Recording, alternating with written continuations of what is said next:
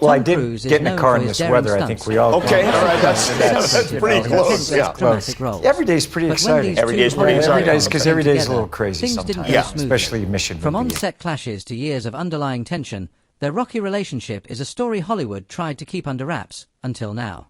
Russell Crowe is finally breaking his silence and revealing what it's really like to work with one of the world's most famous actors. Tom Cruise skyrocketed to global fame in 1986 with Top Gun, where he played the fearless pilot Pete "Maverick" Mitchell. The film was a massive success, grossing $357 million on a modest $15 million budget, and it even caused Ray-Ban aviator sunglasses sales to surge by 40%. A decade later, in 1996, Cruise launched the Mission Impossible franchise, which would go on to define his career for nearly 30 years. With over $3.5 billion in global earnings, Cruise not only starred in but also produced each installment, insisting on practical, high-risk stunts that kept audiences on the edge of their seats. From motorcycle cliff dives and 500 practice base jumps in Dead Reckoning to 6-minute underwater scenes in Rogue Nation and a 25,000-foot halo jump in Fallout, Cruise's dedication to realism is unmatched. He's also proven his dramatic talent with roles in Jerry Maguire and A Few Good Men, earning critical acclaim and awards. With over 30 films grossing more than $100 million each, Cruise remains a box office powerhouse.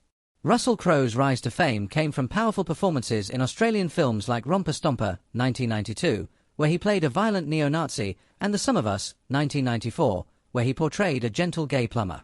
These contrasting roles showcased his incredible range and caught Hollywood's attention. From 1999 to 2001, Crowe was nominated for 3 consecutive Oscars for The Insider, Gladiator, and A Beautiful Mind, winning Best Actor for his role as Maximus in Gladiator.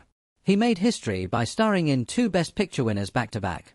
Crowe didn't stop at acting. He directed The Water Diviner in 2014 and continued his music career, performing with bands like 30-Odd Foot of Grunts and the Gentleman Barbers. In 2024, his band delivered a standout performance in Leeds, covering songs by Nick Cave and Leonard Cohen. The first meeting between Cruise and Crowe happened in the summer of 1992 at a Sydney barbecue hosted by Naomi Watts. Nicole Kidman, then married to Cruise and a fan of Crowe's work, introduced the two.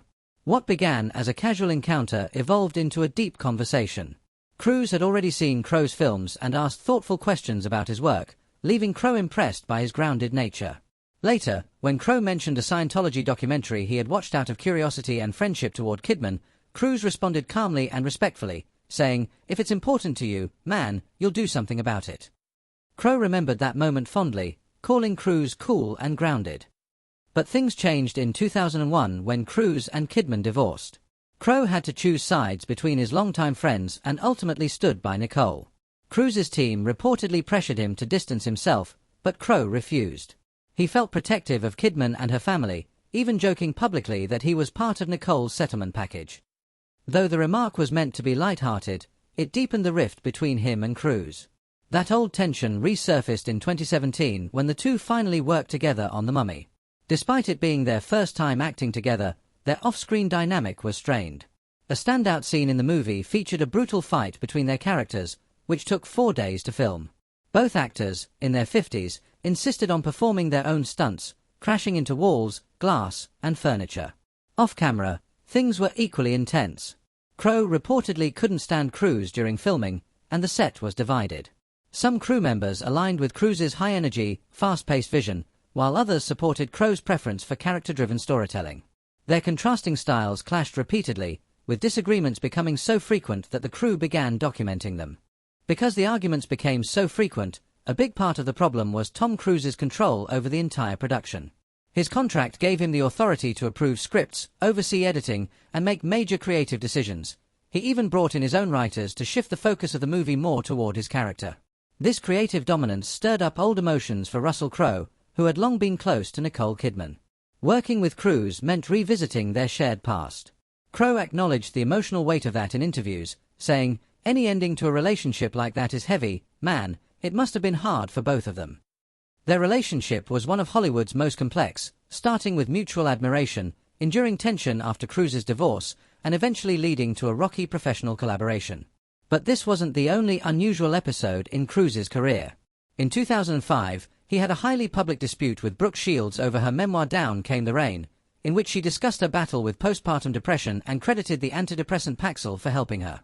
Cruise publicly criticized her on The Today Show, calling her use of medication irresponsible and suggesting vitamins and exercise instead.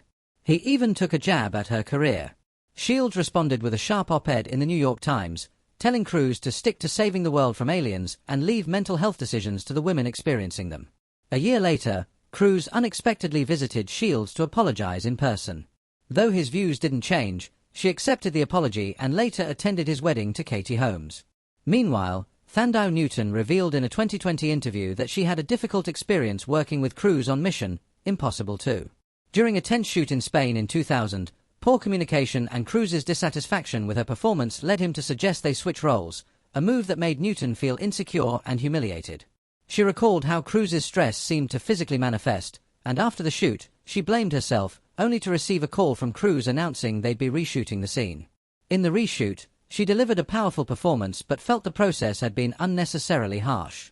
In July 2022, Mickey Rourke stirred controversy when he criticized Cruz on Piers Morgan Uncensored, claiming Cruz's career lacked depth and artistic value, despite Top Gun: Maverick grossing over $1 billion.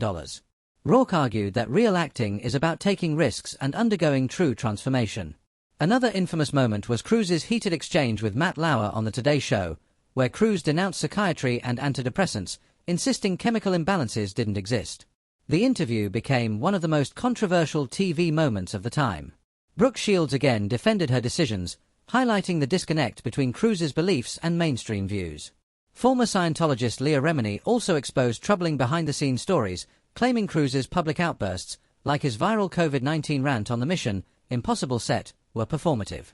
She alleged that Cruz's behavior, including temper tantrums over missing cookie ingredients, had driven staff to quit, and called him an abusive dictator molded by Scientology leader David Miscavige. Cruz's rivalry with fellow Scientologist John Travolta added to the intrigue. Though both were prominent figures in the church, their competition for top status intensified in 2008 when Cruz received Scientology's highest honor, the Freedom Medal of Valor, an award Travolta believed should have been his. He was so upset he skipped Cruz's wedding to Katie Holmes. Rumors of special treatment and access to Miscavige further strained their relationship. Cruz's personal life also made headlines. In 2001, he shocked Nicole Kidman by filing for divorce, citing irreconcilable differences. The sudden breakup devastated her, especially as she was reaching the peak of her career. 2 years later, she won an Oscar for The Hours, but her personal life felt so empty that she left the after-party early and sat on the hotel floor eating takeout with her family. In that moment, she realized she wanted more than awards, she wanted love. The divorce was complicated by Scientology, which reportedly labeled Kidman a suppressive person, affecting her relationship with their adopted children. In 2005, when a reporter asked Cruz if Kidman was the love of his life, he angrily shut it down, warning the interviewer to put your manners back in. Despite the emotional turmoil, both moved on. Kidman found lasting happiness with country star Keith Urban, who won her heart with a surprise bouquet of gardenias on her birthday. They married in 2006 in Australia, while Cruz later married Katie Holmes. But even that didn't go well. In 2012, Tom Cruise and Katie Holmes ended their marriage in record time. Their divorce was finalized in just 2 weeks, shocking everyone in Hollywood. High-profile divorces involving money and property usually drag on for months, even years, but this one was different. Katie had planned everything with precision, reportedly using disposable phones to secretly consult with lawyers to ensure her exit from the marriage was smooth and undetected. When it came to finances, she made some unexpected choices. Rather than seeking spousal support, she focused solely on securing the future of their daughter, Sui. Cruz agreed to pay $400,000 a year in child support until Sui turns 18 and would also cover her healthcare and education. A trust fund was established for Sui, with most of the funds inaccessible until her 30s. Holmes also retained ownership of their $35 million Beverly Hills mansion and her valuable jewelry collection, walking away financially secure despite foregoing alimony. The most surprising part of the split was the custody agreement. Katie was awarded full physical custody of Sui, a rarity in celebrity divorces where joint custody is the norm. She wanted full control over Sui's daily life, especially decisions involving her education and religion, and she got it. Filing for divorce in New York, where courts are more inclined to grant sole custody, was a strategic move that worked in her favor. Meanwhile, in late 2004, Nazanin Boniadi's life took an unsettling turn when the Church of Scientology recruited her for a so-called special project, the details of which she initially didn't understand. The project turned out to be a covert plan to groom her as Tom Cruise's girlfriend. She was instructed to change her appearance, removing her braces, fixing her hair, and even breaking up with her longtime boyfriend. Boniardi was flown to New York and placed under constant surveillance. She was never alone with Cruz, always accompanied by Scientology handlers, and even her looks were criticized. Cruz reportedly insisted she filed down her teeth to appear more attractive. She was subjected to hours of mental cleansing to rid herself of any negative thoughts about Cruz, and any missteps were harshly punished. Once, after saying "very well done" to Cruz, the phrase was interpreted as condescending. She was disciplined through grueling auditing sessions. A minor social faux pas in front of Scientology leader David Miscavige worsened her situation. By January 2005, the relationship ended abruptly, leaving Boniardi heartbroken and confused. When she confided in a friend, she was further punished, forced to scrub toilets with a toothbrush, clean tiles with acid, dig ditches late at night, and sell Scientology books on the street. The treatment was demeaning and cruel. This harrowing experience ultimately led her to leave Scientology and distance herself from the church. Years later, she courageously shared her story with the FBI, revealing the full extent of how the church had manipulated her life and her relationship with Tom Cruise.